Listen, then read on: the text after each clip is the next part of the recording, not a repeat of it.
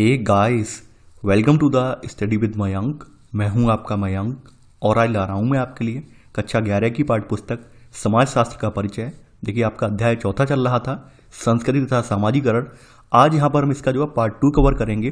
तो चलिए स्टार्ट करते हैं आज का वीडियो। देखते हैं हमें क्या क्या डिस्कस करना है और क्या क्या नोट डाउन करना है। बात करें हम आज के चैप्टर की। देखिए, आपने पार्ट 1 में जो है संस्कृत के बारे में जाना था, संस्कृत की परिभाषा के बारे में जाना था आपने, और संस्कृत की परिभाषा के बाद आपने जाना था कि संस्कृत के कितने पक्ष हैं। आपने उन सभी पक्षों को जाना था। आपने उनके आयाम भी देखे थे, यानी आपने जो है संज्ञानवाद वाला आयाम, आपके मानक वाला आयाम देखा, भौतिक आयाम देखा, तो सारे आयाम भी आपने देख लिए थे। अब हम यहाँ पर अगले टॉपिक में यहाँ पर बात करेंगे संस्कृति तथा पहचान, यानी कैसे हमें जो पहचान है हमारी, ये कैसे हमारी उस पहचान जो बनती है और कैसे संस्कृत से ये जुड़ जाती है। पहचान जो है, हमें आइडेंटिटी जो है कोई विरासत में नहीं मिलती है। ऐसा नहीं है कोई चीज़ हमें विरासत में मिल जाए और वो हमारी पहचान बन जाए, ऐसा नहीं है। इसे हमें खुद अर्जित करना पड़ता है। यानी कि आप जो समाज में अपनी भूमिका निभाते हैं, तो यहाँ पर आपके व्यक्ति को उसके द्वारा जो अदा की गई सामाजिक भूमिका है, यही उसकी जो है आइडेंटिटी बन जाती है। यानी व्यक्ति जो है समाज में अपनी जो भूमिका निभा रहा है, वही उसकी जो है वास्तव में पहचान बन जाती है।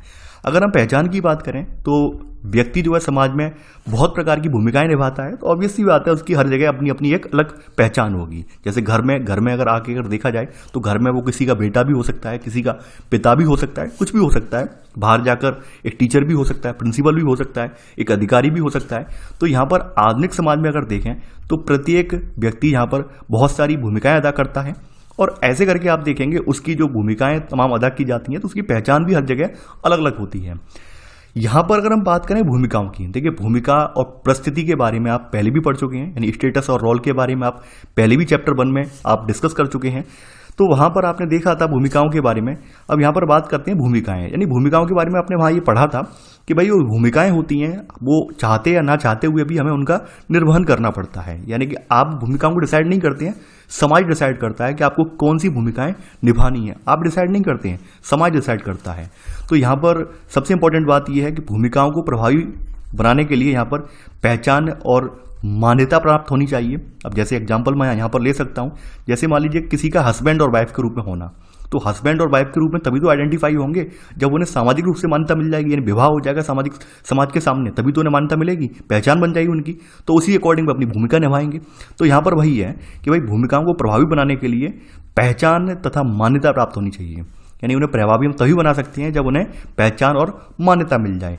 अब भूमिकाओं के बाद कुछ चीज़ें और चीज़ बताई गई हैं, जैसे भूमिका लोगों की डिसाइड होने के बाद कुछ व्यक्ति फिर अपनी भाषा, यानी कुछ शब्दावली यूज करते हैं, तो ऐसे करके अपनी जो भूमिका है उसको वो अदा करते हैं। यानी अपनी एक विशिष्ट भाषा या विशिष्ट अर्थ अपना एक सृजित करके अपनी भूमिकाओं को अदा करते हैं। यानी कहने का मतलब ये है कि आपके समाज में आप जो भी भूमिका निभा रहे हैं, तो आपकी एक अलग लैंग्वेज है। अब जैसे मैं आपसे अभी आपको पढ़ा रहा हूँ, हो सकता है मेरी जो भाषा शैली है बिल्कुल अलग हो, अपने घर में अलग हो, अपने मित्रजनों में अलग हो। तो वही चीज़ यहाँ पर बताई गई है कि भूमिका अदा करने वाले व्यक्तियों द्वारा जो प्रयुक्त की जाने वाली भाषा है, तो उसको मान्यता देकर ये किया जा सकता है। यानी कि हम ये इस तरह की जो पहचान बनाना चाह रहे हैं, उसकी जो भाषा शैली है उसको मान्यता देकर उसकी पहचान बनती है। बात करें स्कूलों की, अब जैसे स्कूलों में बात की जाए तो स्कूलों में आपने देखा होगा बच्चे जो होते हैं, स्कूल के छात्र जो होते हैं, अपने अध्यापकों की, अपने सहोदर यानी अपने आसपास के जो उनके सहपाठी वगैरह हैं, उनकी नकल करना, या बताते हैं कि भाई वो कैसा पढ़ाता है, क्या नहीं पढ़ाता है, तो अपनी एक छद्म भाषा बना लेते हैं। यानी आपने देखा होगा कूट भाषा जिसे हम बोलते हैं, और उनके कूट अर्थ भी होते हैं। आपने देखा होगा पीछे मिमिक्री करना, किसी की हुटिंग करना। तो ये बच्चे कहाँ से सीख लेते हैं? यानी कि अपने आप में एक अपना संसार बना लेते हैं, यानी अपनी एक उस भूमिका के अंदर रहते हुए अपना एक संसार क्रिएट कर लेते हैं, और वो जो भाषा है उनके ही जो लेवल के बच्चे हैं वो समझ भी जाते हैं। हम लोग और आप नहीं समझ पाएंगे। यहाँ पर एक चीज़ और एग्जाम्पल दिया गया है, यहाँ पर दिया गया है स्त्रियों की अपनी भाषा के लिए। यानी स्त्रियों के अपने अपने रोल होते ही हैं समाज में। स्त्रियां भी समाज में अपनी एक भाषा क्रिएट कर लेती हैं, यानी अपने निजी समय में वो अपने आसपास की जो महिलाएं हैं उनसे बात करती हैं। यानी खास करके अपने जो पुरुष यानी उनके पति वगैरह उनके नियंत्रण से बाहर होकर आपने देखा होगा छतों पर बात कर लेती हैं, कहीं ना कहीं ग्रामीण क्षेत्रों में तालाब या फिर आपके कुओं के पास जाते समय पानी भरने के लिए जाती हैं, तो वहाँ पे बात कर लेती हैं। तो उनकी एक अपनी भाषा शैली विकसित हो जाती है। तो यहाँ पर वो बताया गया है। अब यहाँ पर अगली बात आती है संस्कृत तथा पहचान में कि संस्कृत के अंदर, एक संस्कृत के अंदर तमाम उप संस्कृतियां भी हो सकती हैं। जैसे एग्जाम्पल मैं यहाँ पर दे सकता हूँ, आपने हिंदू धर्म के बारे में देखा होगा। हिंदू धर्म में यानी आपने एक समग्र रूप में एक हिंदू धर्म है, लेकिन इसके अंदर वर्ण व्यवस्था में आप देखेंगे तमाम वर्ण भी विभक्त हैं, ब्राह्मण, क्षत्रिय, वैश्य, शूद्र। तो आप देखेंगे उन सभी के अपने अपने अलग अलग कल्चर हैं। यानी जो आपके ऊपर वाले वर्ण है उनके भी अलग कल्चर है, निचले पायदान पर उनका एक अपना एक समूह बना हुआ है। तो वही चीज बताई गई है कि भाई किसी भी संस्कृति की अनेक उप संस्कृतियां हो सकती हैं, जैसे कि संभ्रांत तथा कामगार वर्ग के युवा। संभ्रांत का मतलब क्या है? जो समृद्ध हैं, यानी जो इनके पास पैसा है, अच्छा खासा, अच्छे कुलीन घरों से आते हैं, संभ्रांत उन्हें बोला गया है। या फिर काम करने वाले हैं। तो ये जो है यहाँ पर, ये क्या करते हैं, ये अपने अपने वर्ग बन सकते हैं। इनके उप संस्कृतियों की पहचान जो होती है उनकी शैली से, रुचि से और उनके संग से होती है। यानी खास करके उनकी पहचान कैसी भाषा बोल रहे हैं, कैसे कपड़े पहने हैं, संगीत कैसा सुन रहे हैं, ये सब चीज़ें जो है उनकी पहचान बताते हैं कि ये फलाने वर्ग से आते हैं। आपने देखा होगा कि हमारे यहाँ अगर किसी एक धर्म में भी उठा के देखें तो धर्म में भी तमाम समुदाय आपको मिल जाएंगे। धर्म के अंदर भी आप देखेंगे तमाम वर्ग आपको देखने को मिल जाएंगे, और हम सब उनको जो है कहीं ना कहीं आइडेंटिफाई कर सकते हैं, उनकी भाषा से कर सकते हैं, कपड़ों से कर लेते हैं, संगीत से कर लेते हैं। तो यहाँ पर वही सब चीज़ें हैं। संस्कृत के अंदर भी उप संस्कृतियां विकसित होती हैं। उप संस्कृति समूह एक जो होते हैं एक संबद्ध इकाई के रूप में भी कार्य कर सकता है, जो समूह के सदस्यों को पहचान देता है। संबद्ध का मतलब क्या है कि आप अपना जो उप संस्कृति समूह है, यानी आपका एक समूह है, तो आप उससे जब जुड़ जाते हैं तो अपने आप में आपकी पहचान बन जाती है। जैसे मान लीजिए मान लीजिए मैं एक एग्जांपल ले लेता हूं यहाँ पर कि आपका एक समूह है, ए समूह है, और आप ए समूह के व्यक्ति हैं, तो आपकी पहचान भी बन गई। यानी आपकी व्यक्ति तो है, आप जो काम कर रहे हैं उससे तो आपकी पहचान है ही है, लेकिन आप चूंकि समूह के सदस्य हैं, इस समूह से भी आपकी एक पहचान क्रिएट हो गई। तो कहीं ना कहीं संबद्ध के रूप में काम कर रहा है, यानी जुड़कर काम कर रहा है आपके जीवन के साथ। ये समूह कहीं ना कहीं जुड़कर काम कर रहा है, और आपको जो है आपकी पहचान तो है ही है, इसके अलावा आप समूह से जुड़ने से आपकी एक पहचान और क्रिएट हो जाएगी यहाँ पर। तो यहाँ पर वही बताया गया है, उप संस्कृति समूह जो है एक संबद्ध इकाई के रूप में भी कार्य कर सकता है, जो समूह के सदस्यों को पहचान देता है। अब देखिए समूह के जो सदस्य हो सकते हैं, ये यहाँ पर आपको पता होगा समूह के बारे में चैप्टर 2 में जब हमने पढ़ा था कि समूह का अर्थ यही होता है कि उनका एक साझा उद्देश्य होता है, और उस उद्देश्य के प्रति समूह के सभी लोग वचनबद्ध होते हैं, और खास करके उसी उद्देश्य के लिए वो लोग कार्य करते हैं। चाहे कोई भी दलित समूह हो, दलितों का क्या है, दलित उत्थान के ऊपर है, दलितों पर अत्याचार रोकने को लेकर है, यानी एक साझा उद्देश्य उनका, और उस उद्देश्य को लेकर वो प्रतिबद्ध हैं। तो ये सब चीजें यहाँ पर बताई गई हैं। तो उप संस्कृति के अंदर आपने देखा है समूह से उनकी कैसे पहचान क्रिएट हो रही है, वो आप यहाँ देखेंगे। ऐसा नहीं है कि भाई ये समूह जो है केवल यहीं पर देखने को मिलेंगे। समूह आपके जो है आसपास के आप देखेंगे तमाम जो युवा बच्चे होते हैं अपने सदस्य बना लेते हैं, क्लब बना लेते हैं, और आप देखेंगे ऐसे करके अपनी एक उनकी सकारात्मक छवि बन जाती है। यानी हर क्लब कुछ ना कुछ काम करना चाहता है। आपने देखा होगा कि तमाम तरह के आयोजन होते हैं, धार्मिक आयोजन होते हैं, ये समूह होते हैं युवा वर्ग वाले बड़े अग्रणी रहते हैं, आगे रहते हैं इन धार्मिक उत्सवों को, आयोजनों को मनाने के लिए। ये सब चीज़ें देखेंगे तो समाज में कहीं ना कहीं इनकी एक अपनी एक पहचान क्रिएट हो जाती है। समूह के रूप में उनकी पहचान में रूपांतरण भी होता है, यानी परिवर्तन भी आता है। यानी समूह जो है अपने को अन्य समूहों से अलग करने में सक्षम भी है, यानी ये दिखाता है कि समाज में मौजूद फलाना समूह है, हम उससे बेटर हैं या उससे अच्छा कर सकते हैं, ऐसा भी है। तो कहीं ना कहीं ऐसे करके जो समूह अपने आप को प्रदर्शित करता है, तो समाज में उसे एक स्वीकृति और मान्यता भी मिल जाती है, और यही उसकी जो है पहचान भी बन जाती है कि भाई समाज में ये फलाना समूह है, ये समूह जो है ये काम करता है। मान लीजिए जानवरों के लिए काम करता है, तो उसकी एक आइडेंटिटी बन गई कि भाई ये समूह जो है, ये जो आपके जानवर हैं, असहाय जानवर हैं, उनको देखभाल करता है, उनके स्वास्थ्य के प्रति सचेत है। तो ऐसे करके उनकी आइडेंटिटी क्रिएट हो जाती है, एक पहचान बन जाती है। तो आई होप आपको संस्कृति और पहचान के बारे में पता चल गया होगा। पहचान के ही यहाँ पर सारे एग्जाम्पल दिए गए हैं जो कि आपने यहाँ पर देख लिए हैं। अगली हेडिंग है नृजाति केंद्रवाद। नृजाति केंद्रवाद के रूप में हम यहाँ पर देखेंगे अगली हेडिंग। तो ये आपकी यहाँ पर इंपॉर्टेंट है। यहाँ पर कुछ चंद लाइनें शुरुआत में है कि यहाँ पर बताया गया है कि जब संस्कृतियां जो है एक दूसरे के संस्कृति में संपर्क में आती हैं, तभी यहाँ पर नृजाति केंद्रवाद की उत्पत्ति होती है। यानी कहने का मतलब क्या है, जब एक संस्कृति दूसरे संस्कृति के प्रभाव में आती है तो वहां पर नृजाति केंद्रवाद की उत्पत्ति होती है। यानी कि हम वहां पर मूल्यांकन करते हैं कि हमारी संस्कृति श्रेष्ठतर है या सामने वाले की संस्कृति श्रेष्ठतर है, कौन सी संस्कृति बेटर है। तो यहां पर वही चीज है कि जिन संस्कृतियों को, इसका अर्थ यहां पर क्या है, जिन सांस्कृतिक मूल्यों को मानदंड या मानक के रूप में प्रदर्शित किया गया था, उन्हें अन्य संस्कृतियों की आस्थाओं तथा मूल्यों से श्रेष्ठ माना जाता है। यानी कि मान लीजिए ए संस्कृति है और ए के सामने यहां पर बी संस्कृति लाई जाती है। अब ए वाला ये कहे कि नहीं हम इससे बेटर हैं, तो यहां पर एक नृजाति केंद्रवाद वाली भावना एक यहां पर आ जाएगी। तो यहां पर इसका अर्थ यही निकल कर आ रहा है कि जिन सांस्कृतिक मूल्यों को मानदंड या मानक के रूप में प्रदर्शित किया गया है, यानी कि जो आपके सांस्कृतिक मूल्य हैं उनको आदर्श दिखाया गया है। जैसे हमारे यहाँ औपनिवेशिक शासन के दौरान आपको देखा होगा भारतीयों को बड़ा जाहिल और गंवार बताया गया था, ब्रिटेन वालों को बड़ा सभ्य और सज्जन बताया गया था। कहा जाता था बार बार कि यूरोप वाले जो है आपको नैतिक तौर तरीके, आपके जीवन जीने के तौर तरीके सिखाने आए हैं, यानी आपका जो पाशविक प्रवृत्ति है, पाशविक प्रवृत्ति से आपको जो है एक सुसज्जित मानव बनाने आए हैं। इस तरह की बातें की जाती थी। आप अगर इतिहास उठा के देखेंगे तो कहीं ना कहीं यहाँ पर एक निर्जाति केंद्रवाद वाली भावना उनके अंदर थी, और वो एग्जाम्पल यहाँ पर भी दिया हुआ है। जैसे औपनिवेशिक शासन का एग्जाम्पल यहाँ पर दिखाया गया है, और आपने पढ़ा होगा थॉमस बॉम्बिंगटन मैकाले, यानी लॉर्ड मैकाले के नाम से जाना जाता है। तो इन्होंने ईस्ट इंडिया कंपनी को एक शिक्षा के संदर्भ में एक पत्र लिखा था। तो यहाँ पर ये पत्र जो था निर्जातीयता का एक उदाहरण यहाँ पर प्रस्तुत करता है। इसका अंश आपने इतिहास में भी पढ़ा होगा। यहाँ पर इन्होंने इसमें कुछ इस तरह से लिखा था कि हमें इस प्रकार ऐसे वर्ग का निर्माण करने का भरसक प्रयास करना चाहिए जो कि हमारे द्वारा शासित लाखों लोगों के बीच द्विभाषियों का कार्य करे, यानी बाइलिंगुअल हो, यानी कि हम जो कुछ बात कहें हमारी बात को आम जनता तक पहुंचा दें, उसे यानी कि हमारी समझ हो और आम जनता की समझ हो, यानी एक इंटरमीडिएट का काम करे। यानी कि वो कहने का मतलब क्या, व्यक्तियों का ऐसा वर्ग हो जो खून और रंग से तो भारतीय हो लेकिन उसके अंदर विचार, नैतिकता और प्रतिभा जो हो वो अंग्रेजी हो। इस तरह से इन्होंने ये बात यहाँ पर कही है मैकाले ने। तो आप समझ सकते हैं कि एक निर्जाति केंद्रवाद वाली भावना है, यानी कि भारतीय संस्कृति को इन्होंने कमतर समझा और ऐसे व्यक्तियों के माइंड पर हावी हो गए जो कि ब्रिटिश संस्कृति के फॉलोअर बन गए बाद में। तो यहाँ पर वही निर्जाति केंद्रवाद आप देख सकते हैं इनके पत्र के माध्यम से। तो ये निर्जातीयता की जो भावना है, ये इनका जो लाइन है ये दिखा रही है, वो बात यहाँ पर बताई गई है। यहाँ पर बताया गया है कि जो निर्जाति केंद्रवाद है ये विश्व नागरिकतावाद के विपरीत है, जो कि अन्य संस्कृतियों को उनके अंतर के कारण महत्व देती है। देखिए, विश्व नागरिकतावाद में क्या है कि हम तमाम संस्कृतियों को महत्व देते हैं। अब उनके जो मूल्य, आस्थाएं वगैरह हैं उनका आकलन अपने अनुसार नहीं करते हैं, यानी कि जो उनके मूल्यांकन, उनके जो मूल्य आस्था हैं उनकी हैं तो हैं, हमारी हैं तो हैं, हम उनका सम्मान कर रहे हैं, वो हमारी सम्मान करें। विश्व नागरिकतावाद कुछ ऐसा कहता है, निर्जाति केंद्रवाद ये नहीं कहता है। तो यहाँ पर वही बताया गया, निर्जाति केंद्रवाद जो है विश्व नागरिकतावाद के बिल्कुल विपरीत है और ये अन्य संस्कृतियों को उनके अंतर के कारण ये महत्व देता है। यहाँ बताया गया है यहाँ पर जो कि यानी कि जो विश्व नागरिकतावाद है अन्य संस्कृतियों को उनके अंतर के कारण महत्व देता है, जबकि निर्जाति केंद्रवाद ऐसा बिल्कुल नहीं करता है। तो यहाँ पर भाई विश्व बंधुत्व वाला उदाहरण आपने देख लिया है कि विश्व बंधुत्व में क्या है, यहाँ पर व्यक्ति अपने मूल्यों और आस्थाओं का, अन्य व्यक्तियों के मूल्यों और आस्थाओं का मूल्यांकन अपने मूल्यों और आस्थाओं के अनुसार नहीं करता है, यानी सभी के यहाँ पे उसके अंदर यही भावना रहती है कि हमें सबका आदर करना है और समायोजित करता है उन मूल्यों को। तो ऐसे करके आप देखेंगे विश्व नागरिकतावाद में क्या है, सामाजिक या सांस्कृतिक जो मूल्य होते हैं उनका विनिमय या एक्सचेंज लगातार चलता रहता है।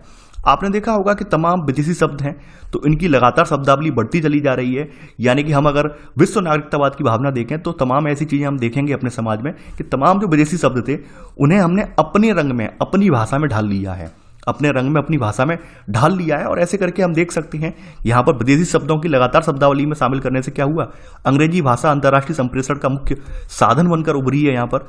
तो आप देख सकते हैं आज हमें इंग्लिश, जो आपकी हिंदी फिल्म है यहाँ पर भी आप देखते होंगे जो पॉप म्यूजिक है, अंग्रेजी पाश्चात्य पॉप म्यूजिक है, या फिर आपके भारतीय लोकगीत हैं, इनके साथ आप मिक्स करके आप सुन सकते हैं, देख सकते हैं मूवी वगैरह में, ये सब चीज़ें आप देखेंगे।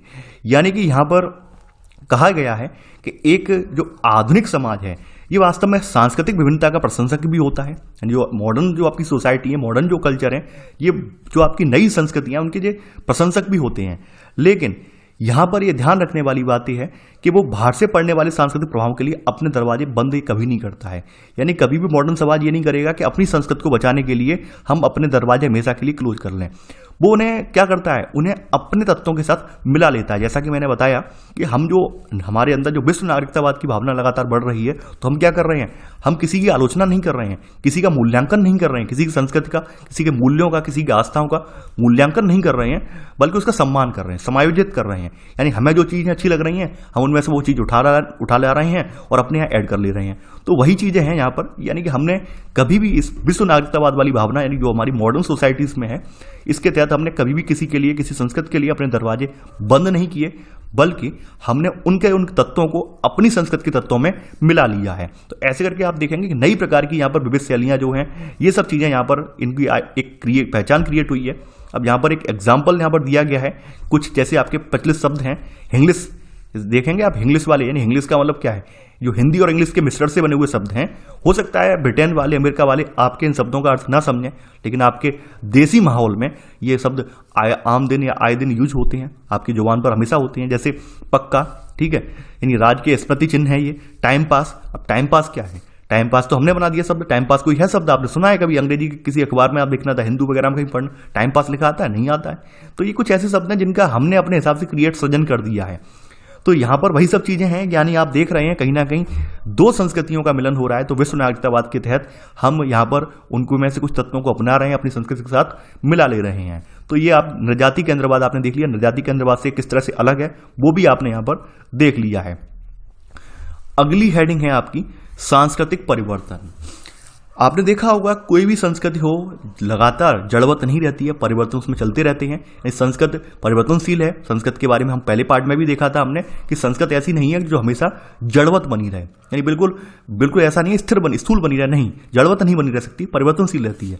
और सांस्कृतिक परिवर्तन का जो तरीका है जिसके द्वारा संस्कृत अपने प्रतिमानों को जो बदलता रहता है, तो वास्तव में यानी कि ये जो सांस्कृतिक परिवर्तन है इसके जरिए संस्कृत जो है अपने जो मॉडल हैं उन प्रतिमानों को बदलता रहता है। एग्जाम्पल के तौर पर मैं यहाँ पर आपको देख सकता हूँ, जैसे आपकी संस्कृत में कुछ चीजें थी, जैसे शुरुआत में आप देखेंगे जो स्त्री शिक्षा थी, स्त्री शिक्षा की उपेक्षा की गई थी, स्त्रियों को ज्यादा महत्व नहीं दिया गया था। लेकिन जैसे जैसे आप देखेंगे समय चेंज होता जा रहा है, लोग स्त्री शिक्षा के प्रति प्रतिबद्ध हो रहे हैं, स्त्री शिक्षा की महत्व समझ रहे हैं, जान रहे हैं कि लड़की को पढ़ना कितना आवश्यक है, क्योंकि एक लड़की पढ़ेगी तो 7 पीढ़ियां तरेंगी। आपने सुना होगा स्लोगन कि जब एक लड़की पढ़ जाती है तो 7 पीढ़ियों का उद्धार हो जाता है, क्योंकि वास्तव में एक माता जब पढ़ती है अपने बच्चों को पढ़ाती है, बच्चे भी शिक्षित होते हैं, तो एक पीढ़ी बदल पीढ़ी कहीं ना कहीं विकास क्रम में सुधार आता चला जाता है। तो यहाँ पर आप देखेंगे कैसे संस्कृत परिवर्तन हुआ है। तो ये प्रतिमान यानी मॉडल होते हैं उसको भी बदलता है। परिवर्तन यहाँ पर आप देख सकते हैं, परिवर्तन के लिए जो प्रेरणा है सांस्कृतिक परिवर्तन के लिए, ये आंतरिक भी हो सकती है या फिर बाह्य भी हो सकती है। अब जैसे यहाँ पर बताया गया आंतरिक प्रेरणा क्या है। आंतरिक प्रेरणा ये थी हमारे देश में, आपको पता होगा 1947 के बाद देश में अकाल भी पड़े हैं। देश की इतनी स्थिति बेटर नहीं थी कृषि क्षेत्र में कि अनाज बहुत ज़्यादा उपजा सके। हम लोग जो थे डिपेंड थे अमेरिका वगैरह पर, रसिया वगैरह पर, रसिया बोल रहा हूँ, अमेरिका पर डिपेंड थे अनाज के लिए। तो हमारे अंदर एक कहीं ना कहीं प्रेरणा आई कि भाई हमें अपने आप को अनाज में आत्मनिर्भर बनाना है, ताकि हमें किसी के आगे हाथ ना फैलाने पड़े। तो ऐसे करके हमने यहाँ पे हरित क्रांति लाई, कृषि की नई तकनीकें, नए बीज जिसके जरिए हरित क्रांति आई है उसको बढ़ावा दिया है, जिससे कि हमारा उत्पादन बढ़ा है और हम कुछ सालों में ही आत्मनिर्भर बन गए हैं। तो यहाँ पर एग्जाम्पल में लिख लेना, आंतरिक प्रेरणा में आपके कृषि या खेती करने की नई पद्धतियां, तो ये आपकी आंतरिक प्रेरणा है। बाहरी प्रेरणा क्या है, यानी हमारे ऊपर कोई बाहरी दबाव पड़े, हस्तक्षेप हो कोई, तो उसे बाहरी प्रेरणा कहते हैं। यानी कि जैसे आपने देखा होगा ब्रिटेन ने हमारे ऊपर शासन जमाया, उपनिवेशीकरण किया, तो ये आपकी क्या है, ये बाहरी प्रेरणा है। यानी ब्रिटेन वालों ने हमारी तमाम रीति रिवाजों पर भी यहाँ पर अंकुश लगाया था। जैसे आपकी सती प्रथा थी, सती प्रथा उस समय उत्तर भारत के कल्चर में थी, लेकिन जब उपनिवेशवाद में इसके खिलाफ पुरजोर इसका आंदोलन हुआ, पुरजोर इसके खिलाफ आवाज उठी, तो कहीं ना कहीं उपनिवेशीकरण के चलते इसके खिलाफ कानून लाया गया और इसे बैन कर दिया गया। तो कहीं ना कहीं बाहरी हस्तक्षेप में हमें अपनी संस्कृति को बदलना पड़ा, परिवर्तन करना पड़ा। तो आप देख सकते हैं, यानी आप यहाँ पर परिवर्तन दो तरह से हो रहे हैं, एक आंतरिक और दूसरा बाहरी। ये परिवर्तन आपने देख लिए। आपकी जो प्रकृति है, यानी आपके प्राकृतिक वातावरण है, ये भी आपके परिवर्तन के लिए जिम्मेदार है। यानी ये प्रकृति बदलती है तो ऑब्वियसली बात है आपके रहन सहन, आपके व्यवहार, आपकी संस्कृति में परिवर्तन आता है, ये हकीकत है यहाँ पर। तो यहाँ पर वही बताया गया है कि प्राकृतिक वातावरण में परिवर्तन अन्य संस्कृतियों से या संपर्क हो हमारा, यानी या तो प्राकृतिक वातावरण में परिवर्तन आए या फिर हमारा किसी अन्य संस्कृतियों के साथ मिलन हो, संपर्क हो, या किसी की हम संस्कृतियों को अपनाएं, तो ऐसे भी हमारे यहाँ संस्कृति परिवर्तन हमें देखने को मिलता है। यानी ऐसे भी संस्कृत परिवर्तन हो सकते हैं। पूरा लाइन आप लिख लेना। जैसे आपने देखा होगा जो जनजातीय समूह है, जनजातीय समूह सदियों से जो वनों में जंगलों में रहे थे, जब उनके वनों जंगलों को काटा गया या कानून बनाकर उनका वनों और जंगलों के अंदर प्रवास को, रहन सहन को उनको जो है बंद कर दिया गया, उसे जो है यहाँ पर गैर कानूनी ठहरा दिया गया, तो आपने देखा होगा इन्हें अपने मूल स्थान को छोड़ना पड़ा। और मूल स्थान को छोड़ने के बाद क्या हुआ, ये लोग बाहरी समाज में आए। अब बाहरी समाज में आने के उपरांत ये देखा गया इनकी जो पारंपरिक संस्कृति थी वो पूरी तरह से विलोपित हो गई, नष्ट हो गई कहीं ना कहीं, क्योंकि वो अपनी पुरानी जो शैली है, अपनी पुरानी संस्कृति है, उसके विचार, क्योंकि उसके विचार जो पल्लवित हुए थे, उनका उदय हुआ तो वनों में हुआ था, वनों में अब है नहीं है, अब वनों से बाहर इन्हें निकाल दिया गया, तो अब ऐसी बात है नष्ट हो ही जाएंगे। तो वो चीज़ हम यहाँ पर देखते हैं। तो ये चीज़ बताई गई है, प्राकृतिक वातावरण में परिवर्तन, अन्य संस्कृतियों से संपर्क या अनुकूलन की प्रक्रियाओं द्वारा सांस्कृतिक परिवर्तन हो सकते हैं। अब अगला सबसे इंपॉर्टेंट जो है आपका जो है क्रांतिकारी परिवर्तन, ये बहुत इंपॉर्टेंट है। क्रांतिकारी परिवर्तन होते क्यों हैं? जब किसी संस्कृति में तीव्रता से बदलाव आता है, और यहाँ पे बताया गया इसके मूल्यों और अर्थकारी व्यवस्था में महत्वपूर्ण परिवर्तन होते हैं, तभी आपके क्रांतिकारी परिवर्तन होते हैं। यानी कि जब यहाँ पर साफ साफ लिखा हुआ है, जब किसी संस्कृत में तीव्रता से बदलाव आता है, यानी कोई संस्कृत बहुत तेजी से अपने आप को बदलती है, यहाँ पर जो मूल्य होते हैं, मानक होते हैं, उनमें एकदम परिवर्तन आपको देखने को मिलते हैं, तो उन्हें हम क्रांतिकारी परिवर्तन कहते हैं। यानी रिवॉल्यूशनरी चेंजेस जिसे हम बोलते हैं, वही यहाँ पर क्रांतिकारी परिवर्तन यहाँ पर बताए गए हैं। ठीक है, अब क्रांतिकारी परिवर्तनों की शुरुआत जो होती है वो कहीं ना कहीं दबाव के कारण आती है, यानी राजनीतिक हस्तक्षेप, तकनीकी खोज या पारिस्थितिकी रूपांतरण के उपरांत ये इस तरह की यहाँ पर हमारे सामने समस्या आती है।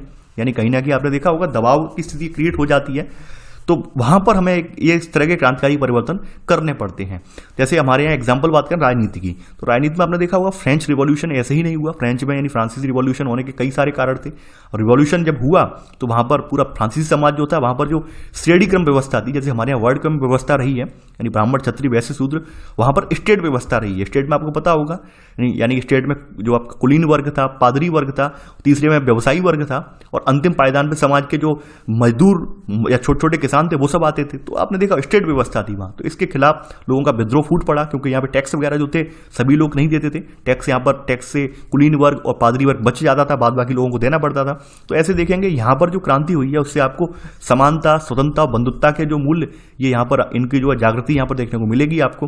तो ऐसे करके आप देखेंगे, यानी कि ये क्रांतिकारी परिवर्तन बोला जाएगा, रिवॉल्यूशनरी चेंज बोला जाएगा। ये क्रांतिकारी परिवर्तन किसी राजनीतिक दबाव में या फिर तकनीकी खोज कोई हो जाती है, यानी मान लीजिए कोई तकनीकी खोज हो गई, तो उससे भी यहां पर आपको देखेंगे क्रांतिकारी यहां पे परिवर्तन देखने को मिलते हैं। जैसे हमारे सामने आप देखेंगे, आप जैसे ही यहां पर मोबाइल पर इंटरनेट का प्रयोग होने लगा, तो धीरे धीरे करके आप देखेंगे एक क्रांति आती गई, एक समाज में क्रांति आ गई। जैसे मोबाइल पर इंटरनेट चलने की आपने देखी, चलने का जो युग शुरू हुआ है, तो वैसे ही आप देखेंगे मोबाइल के क्षेत्र में, तकनीक के क्षेत्र में कहीं ना कहीं क्रांति आती गई है। वहीं आप देखेंगे जब कोई पारिस्थितिकी रूपांतरण होता है, तो हमारे अपनी जो शैली है, अपना रहन सहन है, उसको भी यहाँ पे बदलना पड़ता है। ये सब चीज़ें हमें यहाँ पर देखने को मिलती हैं। तो यहाँ पर आपने क्रांतिकारी परिवर्तन के बारे में भी जान लिया है।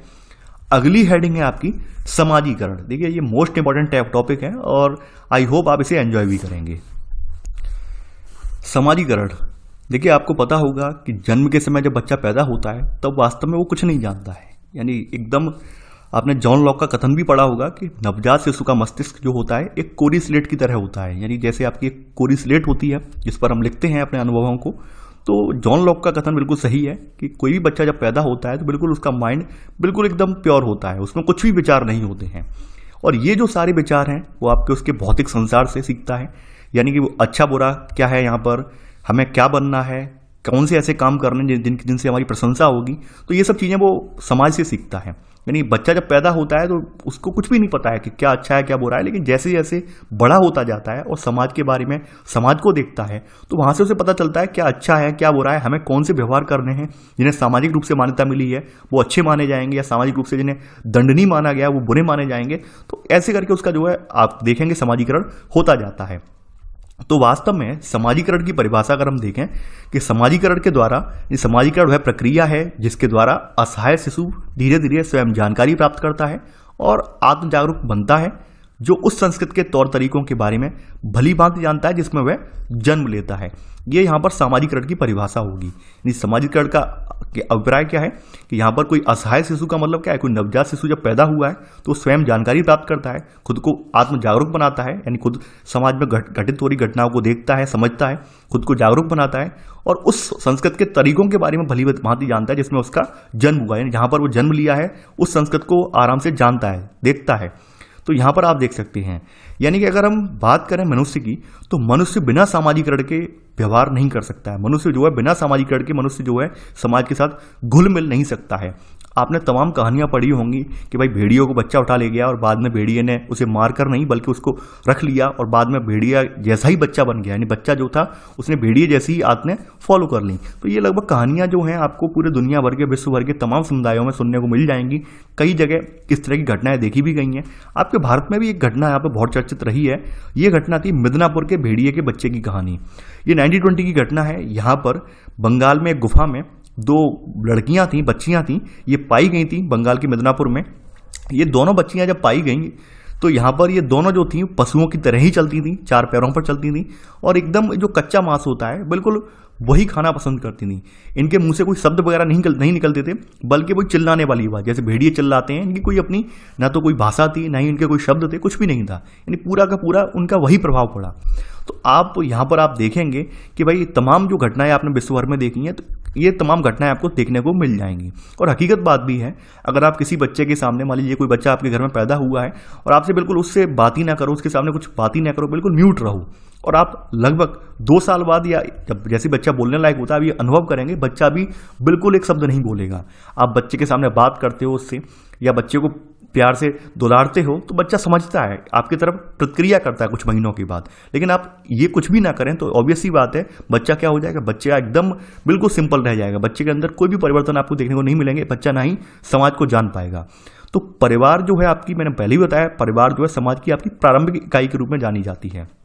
यानी यहाँ पर बताया गया है कि भाई समाजीकरण की जो प्रक्रिया है, यहाँ पर बच्चे का जन्म होता है, तो बच्चे के जन्म के बाद बच्चा का जीवन तो बदलता ही बदलता है, साथ ही साथ जिस परिवार में बच्चे का जन्म हो रहा है, तो वहाँ पर भी जो परिवार में पोषक परिवार है, जिसका पालन पोषण करने वाला परिवार है, उसके भी उत्तरदायित्व बढ़ जाते हैं। जैसे आपने देखा होगा, कुछ लोग दादा दादी बन जाते हैं, माता पिता बन जाते हैं, तो यहाँ पर उन्हें भी नए नए क्रियाकलापों से गुजरना पड़ता है फिर।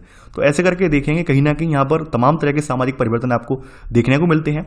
समाजीकरण की जो प्रक्रिया है, कोई ये नहीं है कि एक बार हो गई फिर नहीं होगी, ये जीवन पर्यंत चलने वाली प्रक्रिया है। यहाँ पर आप देखेंगे लाइफ टाइम ये प्रक्रिया चलती रहती है, और ये अत्यधिक महत्वपूर्ण प्रक्रिया जो होती है वो आरंभिक वर्षों में घटित होती है। आरंभिक वर्ष क्या है, बच्चे के जन्म होता है, जन्म के उपरांत अपने परिवार में जो कुछ सीखता है उसे आरंभिक या प्रारंभिक वर्ष बोले जाते हैं, और इसे हम यहाँ पर प्रारंभिक सामाजिकरण के रूप में जानते हैं। यानी इसे क्या कहा जाता है, प्रारंभिक सामाजिकरण कहा जाता है। द्वितीयक सामाजिकरण वो सामाजिकरण है जिसके जरिए बच्चे का जो है जीवन भर सीखता रहता है, व्यक्ति जीवन भर चलती रहती है प्रक्रिया, उसे द्वितीयक सामाजिकरण कहा गया है। तो आप देख सकते हैं यहाँ पर, आप यहाँ पर आगे ये देखेंगे यहाँ पर कि भाई किस तरह से बच्चों आगे बढ़ते हैं, उनकी सामान्य या दैनिक क्रियाएं किस तरह से यहाँ पर होती हैं, वो सब चीज़ें देखेंगे। आपने देखा होगा कि सामाजिकरण की प्रक्रिया में संस्कृति जैसी प्रक्रिया नहीं है। संस्कृति के जो मूल्य होते हैं, संस्कृति के जो मानक होते हैं, हमें उसको यथावत फॉलो करना होता है। भाई संस्कृत में कोई बात कह दी गई है, मान लीजिए संस्कृत आपकी कल्चर है, कल्चर के अकॉर्डिंग कहा गया है कि भाई ये पूजनीय है तो है। अब आप वहाँ पे प्रश्न चिन्ह नहीं लगा सकते हैं कि आप इसकी पूजा नहीं करेंगे, आप इसका अनुसरण नहीं करेंगे, प्रश्न चिन्ह नहीं लगा सकते हैं। लेकिन सामाजिकरण के दौरान क्या होता है, आप अपनी प्रतिक्रिया भी दे सकते हैं। सबसे इंपॉर्टेंट बात यह है, सामाजिकरण जब चल रहा होता है तो आपकी जो जरूरतें हैं, आप अपनी जरूरतों का विरोध दर्ज करवा सकते हैं। यानी जैसे एक बच्चा है, एक शिशु का जन्म हुआ है, तो जब इसे भूख लगेगी तो बच्चा क्या होगा, रोएगा, चिल्लाएगा। तो ऑब्वियस सी बात है, ये प्रतिक्रिया कर रहा है। यानी कि यहाँ पर आप प्रतिक्रिया कर रहा है बच्चा कि हमें अब भूख लगी है, आप हमें खाना दीजिए। तो यहाँ पर शिशु का जो परिवार होगा वो सामान्य दैनिक क्रियाओं में शामिल कर लेगा, वो ध्यान रखेगा कि बच्चे को कब कब भूख लगेगी, कब उसे टॉयलेट जाना होगा, तो ये सब चीज़ों का वो ध्यान रखेगा। तो ये सब चीज़ें हैं यहाँ पर, जबकि संस्कृत में ऐसा नहीं होता है। संस्कृत को आपको यथावत ही फॉलो करना होता है। संस्कृत में आप ये प्रश्न चिन्ह नहीं लगा सकते हैं, लेकिन यहाँ पर आप सामाजिकरण की प्रक्रिया में आप अपनी प्रतिक्रिया भी दे सकते हैं, आप अपनी राय भी व्यक्त कर सकते हैं। जैसा कि आपने पहले ही देख लिया था, जो आपकी स्टेटस है, रोल है और सामाजिक नियंत्रण वाली भावना आपने देखी थी। कुछ समूह ऐसे होते हैं समाज को नियंत्रित करने के लिए जिनके पास पावर होती है, समूह भी होते हैं। सामाजिक स्तरीकरण भी देखा कि समाज आपका जो बटा हुआ है एक जैसा नहीं है, समाज में स्तर भी हैं। तो इन सब संकल्पनाओं से आप पहले अवगत हैं। इस सामाजिकरण की संकल्पनाएं आप चैप्टर 2 और 3 में आप पहले ही देख चुके हैं, तो इनके बारे में यहाँ पर बताया गया है। आपने देखा होगा कि सबसे पहले मैंने आपको पहली चैप्टर में बताया था कि सबसे पहले हम हमारा प्रारंभिक सामाजिकरण जो है परिवार में ही होता है। यानी कोई बच्चा जो है उसका अपना एक परिवार होता है जिसमें वो जन्म लेता है, तो फैमिली ऑफ ओरिएंटेशन जिसे बोला जाता है, तो उसकी बात हो रही है। यानी कि फिर बाद में परिवार का सदस्य जो होता है उसके बाद कोई वो बड़े नातेदार समूह में आ जाता है, यानी बिरादरी में, खानदान में, गोत्र में आ जाता है, इसमें भाई बहन, माता पिता, अन्य संबंधी होते हैं। तो आपको पता होगा इन सबको क्या कहते हैं हम, मूल या प्रस्तुत परिवार। मूल का मतलब क्या है, एकल परिवार, यानी कि न्यूक्लियर फैमिली, जिसके बारे में हम पिछले चैप्टर में बात कर चुके हैं, इसकी बात की गई है। और जैसे जैसे बड़े परिवार भी होते हैं आपके, जॉइंट फैमिली जो होती हैं, जिसमें बड़े समाज जैसे जनजातीय, उपजातीय, गोत्र, बिरादरी, धर्म के अंदर ये बड़े समाज के सदस्य भी हो सकते हैं। तो यहाँ पर आप देखेंगे जो संस्थाएं हैं आपकी, ये संस्थाएं, हर संस्था जो है हर किसी पर एक जैसे मानक मूल्य लागू नहीं होते, इनके कुछ ना कुछ अलग अलग मानक मूल्य होते हैं। ऑब्वियस सी बात है, आपके परिवार के मानक या मूल्य अलग होंगे किसी बात को लेकर, आपके बिरादरी के मूल्य अलग होंगे, मानक अलग होंगे, आपके जो है धर्म के अलग होंगे, समाज के अलग होंगे। तो वही बताया गया है कि संस्थाओं की जो सदस्यता है, ये प्रत्येक सदस्य पर कुछ विशेष व्यावहारिक मानक और मूल्य लागू करती है, और इन्हीं के अकॉर्डिंग इन्हें अपनी भूमिकाएं निभानी होती हैं। और ध्यान रखना, भूमिकाएं एक जैसी नहीं होती हैं, भूमिकाएं भी अलग अलग होती हैं। और सभी सामाजिक संस्थाएं एक जैसी नहीं है, ये बात आप जानते होंगे। परिवार की संस्था अलग है, विद्यालय की अलग है। यानी परिवार में आप जो है किसी के पुत्र हो सकते हैं, किसी के पिता हो सकते हैं, विद्यालय में आप एक छात्र हो सकते हैं, अध्यापक हो सकते हैं, तो अलग अलग है। तो यहाँ पर वही उसी के अकॉर्डिंग यहाँ पर आपको भूमिकाएं दी गई हैं और वो आपको निभानी होती हैं। जैसे आपने घर में पुत्र की, पुत्री की या पौत्र की, ये सब भूमिकाएं आप निभाते हैं, तो वो चीज़ यहाँ पर बताई गई है। बात करें यहाँ पर, अगर हम समाजीकरण के स्तरों में देखें तो यहाँ पर एक गांव में रहने वाला व्यक्ति है या शहर में रहने वाला व्यक्ति है, जनजाति से बिलोंग करने वाला व्यक्ति है, तो इनके सामाजिक अनुभव और सामाजिक मूल्य अलग अलग हो सकते हैं। यानी आप समझ रहे होंगे, परिवारों के इनके सामाजिक मूल्य मानदंड एक जैसे नहीं होंगे। यानी कि गांव वाला जो होगा वो ऑब्वियसली बात है नैरो थिंकर होगा, शहर वाला जो होगा ब्रॉड थिंकिंग वाला होगा। ब्रॉड थिंकिंग का मतलब क्या है, कुछ चीज़ों को लेकर उसकी सोच जो है संकुचित नहीं होगी, ज़्यादा होगी। यानी एक कोई जनजाति से बिलोंग करने वाला व्यक्ति है और वो क्या मानेगा, वो वही करेगा जो उसकी जाति जनजाति के लोग जो कहेंगे, उसकी उपजाति के लोग जो कहेंगे वही वो फॉलो करेगा। शहर में क्या है, शहर में विविध जातियों को लोग रहते हैं, विभिन्न समुदायों के लोग रहते हैं, विभिन्न धर्मों को लोग रहते हैं, तो वहाँ पर उनकी एक अलग समझ होगी। आपने देखा भी होगा कि शहरी कल्चर में जो है आपको यहाँ पर जातिपात बहुत कम देखने को मिलता है, जबकि ग्रामीण कल्चर में जातिपात आपको ज़्यादा देखने को मिलता है। तो यहाँ पर वही सब चीज़ें यहाँ पर बताई गई हैं, समझाई गई हैं आपको। तो आप देखेंगे कि एक व्यक्ति जो भाषा बोलता है वह उस क्षेत्र पर आधारित होती है जिससे वह संबंध रखता है। वास्तव में व्यक्ति के द्वारा बोली जाने वाली जो भाषा होती है ये बताती है कि वो कहाँ से आ रहा है, कहाँ से बिलोंग कर रहा है। हर व्यक्ति की अपनी अपनी अलग अलग भाषा होती है, अलग अलग बोली होती है। आगे बढ़ते हैं, सामाजिकरण के अभिकरण। अभिकरण का मतलब होता है एजेंसी, यानी कौन कौन सी ऐसी संस्था एजेंसीज हैं जिनके जरिए व्यक्ति सामाजिकरण सीखता है। तो आपने देखा होगा, आपका सबसे पहले परिवार आ जाता है, स्कूल आ जाता है, समकक्ष समूह। समकक्ष समूह का मतलब क्या है, आपकी एज के जो बच्चे हैं वो आ जाते हैं, अड़ोस पड़ोस, व्यवसायिक समूह, सामाजिक वर्ग, जाति धर्म क्षेत्र, ये सब आ जाता है इसमें। तो ये सामाजिकरण के अभिकरण बोले जाते हैं, ठीक है। एजेंसीज बोली जाती हैं, यानी संस्थाएं बोली जाती हैं। अभिकरण या संस्था बोली जाती है, एजेंसी बोली जाती है। तो हम यहाँ पे परिवार की बात करते हैं। सबसे पहले परिवार से स्टार्ट करते हैं। देखिए, परिवार आपको पता होगा, यानी परिवार जो आपकी पारिवारिक व्यवस्थाएं हैं हर जगह के समाज में जैसी नहीं है, यानी कि अलग अलग होती हैं। यानी किसी भी परिवार के शिशुओं के अनुभव विभिन्न संस्कृतियों में मानदंड उनके एक अनुसार एक जैसे नहीं होते हैं, अलग अलग मानदंड आपको देखने को मिलेंगे। मान लीजिए कोई बच्चा जो है, किसी बच्चे का जन्म जो हुआ है एकल परिवार में हुआ है, जैसे मूल परिवार कहते हैं, और मान लीजिए किसी बच्चे का जन्म जो हुआ है जॉइंट फैमिली में हुआ है, यानी कि जो हम मिश्रित परिवार कहते हैं, ठीक है। यानी जो है जो आपका पूरा बड़ा परिवार हम जिसे मानते हैं जॉइंट फैमिली, तो उस परिवार में हुआ है, तो दोनों के बड़े होने का अनुभव है अलग अलग होगा। यानी पहले मामले में आप देखेंगे, पहले मामले में सामाजिकरण की जो प्रक्रिया यानी कि न्यूक्लियर फैमिली जो है, मूल परिवार है, तो मूल परिवार के मामले में माता पिता सामाजिकरण के मुख्य अभिकरण होंगे। यानी माता पिता यहाँ पे एजेंसीज के रूप में काम करेंगे। यानी कि अगर आप मूल परिवार की स्थिति देखें तो वहां पर देखिए, यहाँ पर आप लिख लेना है यहाँ पर पहला पॉइंट कि मूल परिवार के मामले में यहाँ पर माता पिता जो है सामाजिकरण के मुख्य अभिकरण हो सकते हैं। ये आप परिवार जो है सामाजिक अभिकरण के अंदर ही लिखेंगे यहाँ पर, ठीक है। सामाजिकरण के अभिकरण के अंदर ही आपकी हेडिंग पड़ेगी, ठीक है। तो ये परिवार के में आप लिख लेना कि जो मूल परिवार के मामले में माता पिता सामाजिकरण के मुख्य अभिकरण हो सकते हैं, जबकि जो आपकी ज्वाइंट फैमिली है, संयुक्त परिवार है, संयुक्त परिवार के मामले में दादा दादी, चाचा चाची और या फिर भाई बहन, इनका ज़्यादा महत्व हो सकता है। यानी ये आपको तौर तरीके बताते हैं, इनके साथ आप रहन सहन के तरीके सीखते हैं। तो आपने यहाँ पर ये चीज़ लिख ली होगी। आगे बढ़ते हैं यहाँ पर। अब यहाँ पर आप एक चीज़ देखेंगे कि सबसे अधिक जो पारंपरिक समाज हैं, इसमें जिस परिवार में व्यक्ति जन्म लेता है वही उस व्यक्ति के पूरे जीवन की व्यक्तिगत सामाजिक स्थिति को निर्धारित करता है। यानी हम जिस परिवार से आते हैं वो हमारे जीवन की पूरी स्थिति को यहाँ पर वो जो है कहीं ना कहीं निर्धारित कर देता है। यानी कि सबसे इंपॉर्टेंट बात क्या है, हमारे भारतीय समाज में जाति व्यवस्था की है। यानी आपको जाति जो है आपके परिवार से मिलती है। जाति जो है आप जिस परिवार में आपका जन्म हुआ है वही आपकी जाति बन जाती है और उसे आप बदल नहीं सकते, जन्म से हो जाती है वो। यहाँ पर कुछ चीज़ें बताई गई हैं कि यद्यपि जब इस प्रकार से जन्म पर सामाजिक स्थिति विरासत में प्राप्त नहीं होती हो तो वहाँ पर क्या है, तो वहाँ पर परिवार का क्षेत्र, सामाजिक वर्ग, ये सब चीज़ें प्रभाव डालती हैं। यानी कहीं कहीं पर क्या है, कुछ चीज़ें हमें परिवार से मिल जाती हैं, कहीं कहीं पर हमें कुछ चीज़ें जो अर्जित करनी पड़ती हैं, समाज में अपनी एक पहचान बनानी पड़ती है। तो उन सब चीज़ों में आपका परिवार का क्षेत्र क्या है, सामाजिक वर्ग क्या है आपका, और ये सब जो है आपके सामाजिकरण के जो प्रतिमान है इन सब पर प्रभाव डालते। प्रतिमान का मतलब होता है मॉडल, यानी आप कौन से मॉडल को फॉलो कर रहे हैं, कौन सा प्रतिमान अपना रहे हैं, तो उन सब पर ये प्रभाव डालते हैं, ये बताया गया है। यानी एक व्यक्ति तो ये है उसे परिवार से कुछ मिल जा रहा है, एक व्यक्ति जो है जिसे कुछ परिवार से नहीं मिला हो, जन्म से कोई विरासत प्राप्त नहीं हो रही हो, तो उस स्थिति में क्या होगा, उस स्थिति में आपके इर्द गिर्द का जो परिवार का क्षेत्र रहा है, सामाजिक वर्ग रहे हैं, ये सब आपके सामाजिकरण के प्रतिमानों पर प्रभाव डालेंगे। ये बात यहाँ पर बताई गई है। आगे बढ़ते हैं। अब बताया गया है कुछ बच्चे क्या होते हैं, सामान्यतया अपने माता पिता के दृष्टिकोण को बिना किसी विवाद अपना लेते हैं। यानी कि आपने देखा होगा कि कुछ बच्चे क्या होते हैं कि भाई अपने माता पिता ने ये बात सिखाई है, उनसे कोई बहस, कोई उनसे जिरह ना करके वैसे ही उसे अपना लेते हैं। कहीं कहीं पर आप देखेंगे कि अभिकरणों में जो वर्तमान विविधता है, इसके फलस्वरूप क्या है, बच्चे, किशोर और माता पिता की पीढ़ियों में इनके अपनी अपनी जो सोच है, थिंकिंग है, दृष्टिकोण है, इसमें अंतर पाया जाता है। यानी कि यहाँ पर आप देखेंगे, यहाँ पर जो वर्तमान समाज है, यहाँ परिवर्तन जहाँ पर हो रहे हैं, वहाँ पर आप देखेंगे एक बच्चे की सोच उसके पिता से नहीं मिलती होगी, ऐसा भी यहाँ पर देखने को मिला है। तो ये बात यहाँ पर बताई गई है। समकक्ष समूह ये कैसे काम करते हैं, देखिए समकक्ष समूह यानी कि इसका अर्थ है समान आयु वर्ग के बच्चों का मैत्री समूह, समकक्ष समूह ये होता है। और कुछ सांस्कृतिक जो है, संस्कृतियों में जो आपके छोटे पारंपरिक समाज होते हैं, तो इनमें भी समकक्ष समूह औपचारिक रूप से एक ही आयु श्रेणी के बन जाते हैं। यानी छोटे जो आपके समाज हैं, छोटे समाज का मतलब क्या है, मान लीजिए एक परिवार के यानी 2-3 परिवारों के बच्चे हैं और वो एक ही जाति समूह से आते हैं, तो समान आयु के बच्चों का एक समूह बन गया, एक समकक्ष समूह कहलाएगा। तो इस तरह के समूह बन जाते हैं।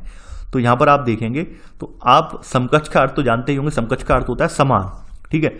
और यहाँ पर आप देखेंगे कि यहाँ पर मित्रता का आधार भी यहाँ पर काफ़ी हद तक समान होता है, यानी कि सब एक समान ही होते हैं।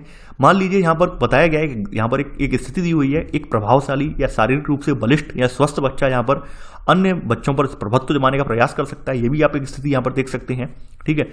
यहाँ पर आप देखेंगे कि जो अपने समूह होते हैं, यानी कि यहाँ पर ये इन समूहों में बच्चे अपनी अंत्यक्रिया करते हैं, अंत्यक्रिया की खोज करते हैं, अंत्यक्रिया के नए नए तरीके ईजाद करते हैं। आप देखेंगे कि यहाँ पे परिवारों में कुछ चीज़ें ऐसी भी होती हैं, कुछ आपकी व्यवहार ऐसी भी होती हैं जिन्हें करने की अनुमति आपको नहीं होती है। जबकि समकक्ष समूह में क्या होता है, आप चूंकि एक ही एज ग्रुप के आते होते हैं, तो आपके मध्य जो होने वाला संचार है वो भी आप खुलकर कर पाते हैं। ये बात हकीकत है। यानी आपने देखा होगा आपके अपने परिवार में कोई बात नहीं बोल पा रहे, अपने मित्रों में आप खूब हंसी और ठठाके लगा रहे हो, तो वो चीज़ें आपने देखी होंगी। यानी अब बताया गया है अपनी शक्तियों के कारण माता पिता अपने बच्चों पर आचार संहिता लागू करने में सफल होते हैं। ऑब्वियस सी बात है, अपनी यानी कि घर वाले तो यही चाहेंगे कि हमारा बच्चा कोई अनैतिक बातें ना सीखे। और कभी कभी क्या होता है, समकक्ष समूह में ऐसा नहीं होता है। समकक्ष समूहों में हर बच्चा अपने दायरे की खोज करता है, यानी कि उनको जांच करता है और कहीं ना कहीं अधिक जानकारी प्राप्त करने की उसके अंदर एक जिज्ञासा रहती है कि कुछ ना कुछ आगे करना है, कुछ ना कुछ बढ़कर करना है। यानी कि यहाँ पर वही एक सिंपल शब्दों में कहा जाए कि अपने जो पारिवारिक समूह है, परिवार के अंदर आप अपनी अंत्यक्रिया जो है एक दायरे के अंदर रहकर करते हैं। जबकि इस तरह के जो समूह होते हैं, आपके समकक्ष समूह होते हैं, यहाँ पर आप खुल के अंत्यक्रिया करते हैं। यहाँ पर वही लिखा हुआ अधिक जानकारी प्राप्त आप कर सकते हैं, की जा सकती है। तो वो बात यहाँ पर बताई गई है। आगे बढ़ते हैं। अब यहाँ पर अगली भूमिका जो है विद्यालय भी एक सामाजिकरण में एक जो है महत्वपूर्ण भूमिका निभाता है। तो विद्यालय में आप जानते होंगे ये एक औपचारिक संगठन है। यहाँ जो पढ़ाए जाने वाले विषय होते हैं, इनकी एक निश्चित पाठचर्या होती है, करिकुलम होता है और इसके जरिए बच्चे यहाँ पर सीखते हैं। ऐसा नहीं है कि भाई विद्यालय में सब कुछ औपचारिक ही होता हो। कुछ चीज़ें यहाँ पर समाजशास्त्रियों के दायरे से बताई गई हैं कि कुछ चीज़ें यहाँ पर बच्चे जो हैं पाठ्यक्रम के अलावा अप्रत्यक्ष रूप से भी यहाँ पर सीखता है। यानी कुछ चीज़ों को अप्रत्यक्ष का मतलब क्या है, खेल कूद के जरिए सीखता है और भी यहाँ पर तमाम तरह की गतिविधियाँ होती हैं उनके जरिए भी सीखता है। यानी किताबों के जरिए ना सीखकर कुछ और के जरिए भी यहाँ पर सीखता है। तो यहाँ पर वही बताया गया कि समाजशास्त्रियों के अनुसार औपचारिक पाठ्यक्रम के साथ साथ बच्चों को सिखाने के लिए कुछ अप्रत्यक्ष पाठ्यक्रम भी होता है जिनके जरिए बच्चा सीखता है। जैसे मान लीजिए कुछ नैतिक मूल्य सिखाने हैं, तो नैतिक मूल्य सिखाने के लिए क्या है, बताया कि आप अपने बड़ों का सम्मान कीजिए, बड़ों का सम्मान करोगे आपको आशीर्वाद मिलेगा, ये इस तरह की बातें बताई जाती हैं। तो ये सब चीज़ें हैं। यहाँ पर एक कहानी दी हुई है कि आपके इंडिया में और दक्षिण अफ्रीका में बच्चों से जो है या लड़के लड़कियों से कभी कभार, लड़कियों से हमेशा, लड़कों से कभी कभार, लेकिन लड़कियों से हमेशा कमरे साफ करने का आदेश दिया जाता है। ये कहीं ना कहीं लिंग भेद को दर्शाता है। इस बात को लेकर हम यहाँ टॉपिक पर चर्चा अगर करना चाहें तो यहाँ पर घंटों लग जाएंगे। हकीकत ये है कि ये जो लिंग भेद वाला है ये सिस्टम आप जब कहीं जाएंगे, यानी कि मान लीजिए किसी टॉपिक पर चर्चा करेंगे तो आपको हर जगह देखने को मिलेगा। जैसे आपने देखा होगा आपकी किताबों में भी लिंग भेद होता है। आपने देखा होगा जब छोटे क्लास में किताबें होती हैं तो लड़कियों को अक्सर गुड्डे गुड़ियों से खेलते हुए दिखाया जाता है, कोई भी मैथ की किताब होती है, एग्जाम्पल जो दिए जाते हैं, लड़कियों को किचन में काम करते हुए दिखाया जाता है, तो किताबें भी कहीं ना कहीं लिंग भेद को दर्शाती हैं। तो वही चीज यहां पर बताई गई है कि विद्यालय के अंदर सब कुछ समान नहीं होता है। विद्यालय के अंदर भी समाजीकरण के रूप में कुछ चीजें ऐसी होती हैं जो कि यहां पर अगर देखा जाए जो कि विभेद क्रिएट करती हैं, लिंग भेद को बढ़ावा देती हैं। जो आपके सामने यहां पर यही है कि लड़के कभी कभार कमरे साफ करने का ऑर्डर दिया जाता है, जबकि लड़कियों से हमेशा साफ सफाई करवाई जाती है। ये अपने भारत में ही नहीं है, दक्षिण अफ्रीका में भी है। तो ये कहीं ना कहीं गलत है, जबकि लड़के लड़कियां एक समान हैं। यानी आप उनमें विभेद करने वाले कौन है? तो यहाँ पर वही सब चीजें वहां बताई गई हैं। जन माध्यम आप जानते होंगे, जन माध्यम हमारे यानी कि हम जो न्यूज़पेपर, मीडिया, इंटरनेट, ये दूरदर्शन सब कुछ देख रहे हैं, जन माध्यम है।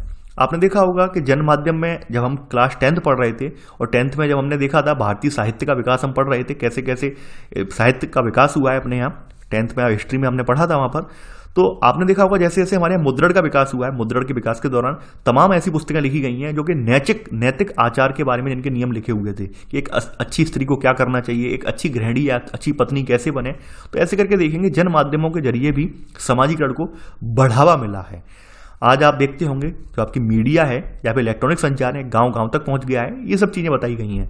एक अनुसंधान यहां पर हुआ है, लिखना नहीं है, यहां पर एक रिसर्च हुआ है कि जो दूरदर्शन है या टीवी है, इस पर बच्चे कितना समय व्यतीत करते हैं। तो ब्रिटेन में एक अध्ययन किया गया और ब्रिटेन में ये पाया गया कि बच्चे इतना ज़्यादा टीवी देखते हैं कि लगभग उनके 100 स्कूली जो डेज होते हैं उनके समान है उनका टीवी देखना। यानी कि 100 जो बच्चों के स्कूली दिन हैं, यानी 365 दिन में जितना भी उनका स्कूल लगता हो, लगभग 220 के करीब लगता है, 220 दिन के करीब। अपने भारत का मैं बता रहा हूँ, 200 या 220 दिन का स्कूल होता है भारत में, ठीक है। तो यहां पर बताया गया है 220 दिन, ऐसे बता रहा हूं, कुछ छुट्टियां भी आ जाती हैं त्योहार वगैरह की, तो पूरा नहीं हो पाता है 220। तो मैं शायद एडल्ट का बता रहा हूं। एडल्ट का मतलब ये है आपकी जो ग्रेजुएशन वाला है वो बता रहा हूं मैं, स्कूली शिक्षा का नहीं बता रहा हूं, ये ग्रेजुएशन वालों का बता रहा हूं। 200 या 220 डेज का होता है पाठ्यक्रम। तो वही बताया गया है कि यहाँ पर जो ब्रिटेन में सर्वे किया गया, ब्रिटेन में मनोवैज्ञानिकों ने सर्वे किया, समाजशास्त्रियों ने मिलकर किया यहाँ पर, तो ये पाया कि एक बच्चा औसत रूप से 100 स्कूली डेज के बराबर टीवी पर समय व्यतीत कर रहा है। तो कहीं ना कहीं आप देखेंगे टीवी जो है आपकी जो है टेलीविजन भी बच्चों की मनोवृत्ति को परिवर्तित करने में, उनके समाजीकरण में बाधा भी बनता है और यहाँ पर सहायता भी करता है। जैसे टेलीविजन में आपने देखा होगा तमाम तरह की हिंसात्मक गतिविधियां देखते हैं तो बच्चों के मन पर एक आक्रामक असर पड़ता है। ये बात बिल्कुल सही है। यानी टीवी पर बच्चा जो देखता है वही बच्चा बनने की करने की कोशिश करता है। कई बार क्या होता है, टीवी जो बच्चों को सचेत करने में, अलर्ट करने में भी जो बच्चों की भूमिका निभाता है, लेकिन कई बार क्या है इसका नकारात्मक प्रभाव भी पड़ता है। यहाँ पर कुछ चीजें बताई गई हैं। यहाँ पर बताया गया है कि ये जो प्रभाव है जरूरी नहीं है आपकी भाषा में ही हो तभी हो सकता है। आपने देखा होगा आपका दूरदर्शन जो है कई देशों में चलता है, जैसे दूरदर्शन के धारावाहिक आपके नाइजीरिया में भी चलाए जाते हैं, अफगानिस्तान में, तिब्बत में भी। इसके अलावा आपकी जो महाभारत है, महाभारत का अनुवाद ताशकंद में भी प्रसारित किया गया था। और महाभारत जो है आपकी, महाभारत हो या रामायण हो, इनको जो है ब्रिटेन वगैरह के जो अंग्रेजी चैनल है वहां पर भी बच्चों ने देखा। वहां पर इन्हें जो है इनको बदला नहीं गया, इनको जो है वहां पर इनकी अनुवाद नहीं किया गया, लेकिन बच्चों ने फिर भी इन्हें देखा है। तो आप देख सकते हैं इन्हें देखकर बच्चों के मन में कुछ ना कुछ इमेज तो क्रिएट हुई होगी। तो वो चीज़ बताई गई है कि जन माध्यमों के जरिए आप जो कुछ देखते हैं वो आप कहीं ना कहीं उनके आपके समाजीकरण में आपकी जो है कहीं ना कहीं भूमिका एक निभाता है। जैसे आपने देखा होगा टीवी वगैरह में एक विलेन के रूप में एक हट्टे कट्टे चौड़े व्यक्ति को विलेन दिखा दिया जाता है, तो बच्चों के मन में एक डर बन जाता है। कोई बड़ा सा व्यक्ति होगा और बलिष्ठ यानी बलवान व्यक्ति होगा तो हो सकता है वो हमें किडनैप कर ले जाए, इस तरह की भावनाएं, धारणाएं बन जाती हैं। तो वो चीज़ें ये भी हैं। तो कहीं ना कहीं आप देखेंगे जन संचार के माध्यम किस तरह से भूमिका निभा रहे हैं। अन्य समाजीकरण के माध्यम में क्या है, अन्य समाजीकरण के अभिकरणों में क्या है, कहीं पर आप काम कर रहे हैं यानी औद्योगिक समाज है तो वहां पर आपका एक समाज विकसित हो गया है तो उसे औद्योगिकरण समाज कहते हैं। तो यहाँ पर सभी संस्कृतियों में जो कार्यस्थल है ये यहाँ पर एक ऐसा स्थान होता है जहाँ पर समाजीकरण की प्रक्रिया चलती रहती है। यानी आप जहाँ कहीं काम कर रहे हैं तो वहां पर भी एक सामाजिक अभिकरण बन जाता है। वही चीज बताई गई है यहाँ पर। अब यहाँ पर एक कहानी दी हुई है। कहानी में बताया गया है कि आपका जो शक्तिमान सीरियल था, यानी कि हमारा तो बचपन इसी से स्टार्ट हुआ है, पता नहीं आप लोगों में से कितने का हुआ हो, और उस समय काफ़ी बार अखबारों में भी आर्टिकल आए थे कि आपके जो एनसीआर वगैरह हैं या मुंबई वाले रीजन में यानी महानगरों में कुछ बच्चों ने आत्महत्या भी कर ली। हालांकि इन मामलों की जो टीम वगैरह थी, कास्ट वगैरह थी, और या सामाजिक कार्यकर्ता थे, ये पुष्टि नहीं करते थे, लेकिन ऐसी घटनाएं सामने आई थी, बच्चों को लगता था कि शक्तिमान आएगा उड़कर और हमें बचा लेगा। जैसे शक्तिमान सीरियल में भी काफी सीन आपने देखे होंगे, कोई बच्चा गिर रहा है बिल्डिंग से, शक्तिमान आ गया है, उठा लेता है बीच में। तो कुछ बच्चों ने प्रयास किए थे इस तरह की, तो वो चीज बताई गई है। तो आप देखेंगे कि ये जो मनोवैज्ञानिक सोच है, मनोवैज्ञानिक यही बता रहे हैं कि बच्चे टीवी के जरिए जो कुछ सीखते हैं उसको अपने व्यवहार में उतारने की कोशिश करते हैं, नकल करने की कोशिश करते हैं। तो आप ये देखेंगे। यहां पर आगे बढ़ते हैं। अब अंतिम आपका जो टॉपिक है यहां पर बताया गया है समाजीकरण तथा व्यक्तिगत स्वतंत्रता। समाजीकरण आपकी व्यक्तिगत स्वतंत्रता में क्या बाधा बनती है या फिर यहां पर समाजीकरण इसको बढ़ावा देती है, ये हम यहां पर देखेंगे। यानी कि यहां पर आप देखेंगे सामान्य परिस्थितियों में अगर एक अनुभव करें तो समाजीकरण लोगों को कभी भी अनुरूपता तक नहीं ला सकता। अनुरूपता का मतलब क्या है, एक जैसा नहीं बना सकता। हर व्यक्ति का बौद्धिक लेवल अलग है, हर व्यक्ति जो है आर्थिक सामाजिक दायरा उसका अलग है। तो ऑब्वियसली बात है समाजीकरण हर व्यक्ति एक जैसा नहीं हो सकता है। यहाँ पर तमाम संघर्ष के तमाम कारण हो सकते हैं। हो सकता है कोई बच्चा अच्छे स्कूल में पढ़ा हो, कोई बच्चा अच्छे स्कूल में ना पढ़ा हो, तो ये सब चीजें हो सकती हैं।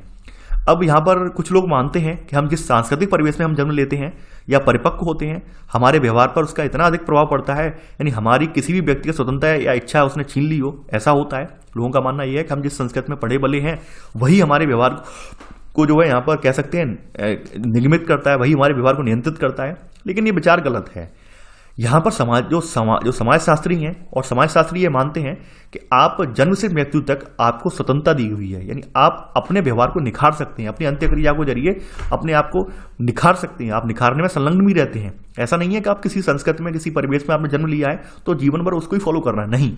आप कुछ अपना भी करने की कोशिश करते हैं, यानी आप अपनी तरफ से अपनी पहचान आइडेंटिटी क्रिएट करने की कोशिश करते हैं। तो वही बताया गया है कि जन्म से मृत्यु तक हम अन्य व्यक्तियों के साथ अंत्यक्रिया के द्वारा अपने व्यक्तित्व, अपने मूल्यों, अपने व्यवहार को निखारने में संलग्न रहते हैं। ऐसा बिल्कुल भी नहीं है कि अपनी संस्कृति के जो मूल्य हैं उनको फॉलो करते हुए हम अच्छा चलें, अपने व्यवहार में परिवर्तन नहीं लाएं, ये बिल्कुल भी नहीं है। हम समाजीकरण में कोशिश यही करते हैं कि हम लगातार बेहतर बने, लोगों के साथ हमारी अंत्यक्रिया बढ़ती चली जाए।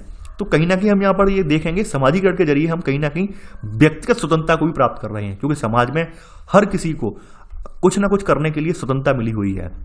समाजीकरण में आप देख सकते हैं आप अपने व्यवहार में कुछ ना कुछ अचीव कर सकते हैं। जैसे आपने देखा शिक्षा के क्षेत्र में कुछ व्यक्ति जो होते हैं एजुकेशन के क्षेत्र में कुछ अच्छा कर पाते हैं, यानी आप लोग भी जानते हैं अगर आप यूपीएससी एग्जाम क्लियर कर जाएंगे तो समाज में आपकी एक अच्छी इमेज क्रिएट हो जाएगी।